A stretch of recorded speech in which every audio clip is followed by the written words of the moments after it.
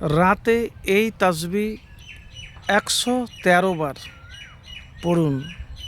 ঋণ থেকে মুক্তি পাবেন, দারিদ্রতা দূর হবে, সচ্ছলতা আসবে, সংসারে শান্তি, জীবনে আসবে অলৌকিক পরিবর্তন, আশা পূরণ হবে, ভাগ্য বদলে যাবে, সকল অভাব আপনার জীবন থেকে দূর হয়ে যাবে।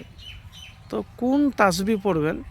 আমি 113 বার বলেছি, আপনি যতবার পড়তে পারেন, কমও পড়তে পারেন, বেশিও পড়তে পারেন, কিন্তু নিয়মিত পড়বেন।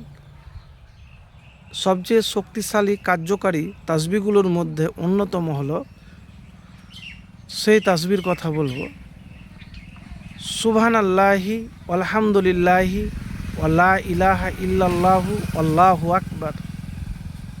সুবহানাল্লাহি আলহামদুলিল্লাহি ওয়ালা ইলাহা ইল্লাল্লাহু আল্লাহু আকবার। তারপরে আপনি লা হাওলা ওয়ালা কুওয়াতা ইল্লা বিল্লাহ। তারপরে দোয়া ইউনুস। এগুলোর মাধ্যমে বিপদ, ঋণ, দুশ্চিন্তা, অভাব দূর হয়, আল্লাহর নৈকট্য লাভ করা যায়। রাতে ঘুমানোর আগে এবং ফজরের নামাজের পরও যদি করতে পারেন, তাহলে ইনশাআল্লাহ আপনার তাকদির বদলে যাবে। কাজের ফাঁকে ফাঁকে পাঠ করা অত্যন্ত বরকতময়।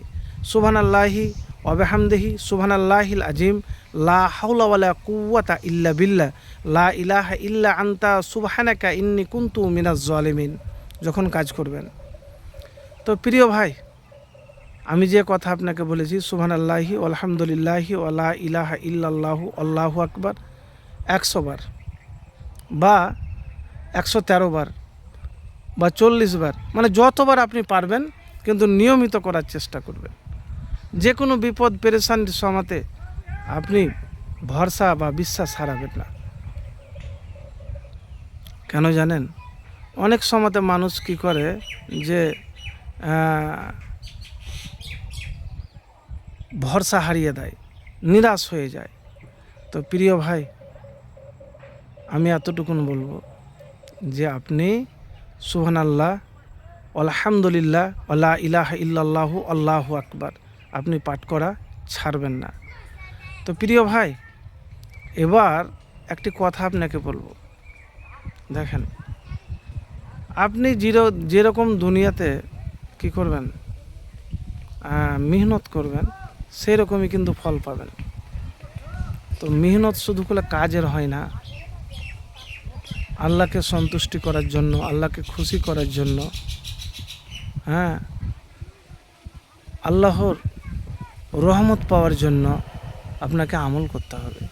এবং শুধু মুখে নয়, সব সময় গুনগুন গুনগুন করে যখনই ফাঁকা থাকবেন, সুবহানাল্লাহ আলহামদুলিল্লাহ লা ইলাহা ইল্লাল্লাহ আল্লাহু আকবার। তো এক কথায় পরিশ্রমও করবেন আর দোয়াও করবেন। দোয়া করা বাদ দিবেন না, কারণ দোয়াতেই কিন্তু ভাগ্য পরিবর্তন হয়। কিন্তু দোয়া করতে গেলে সব দিক থেকে আপনাকে পবিত্র হতে হবে, মুত্তাকি ইমানদার হতে হবে। তো একবার এভাবে আমল করে দেখুন, ইনশাআল্লাহ ফলাফল পাবেন।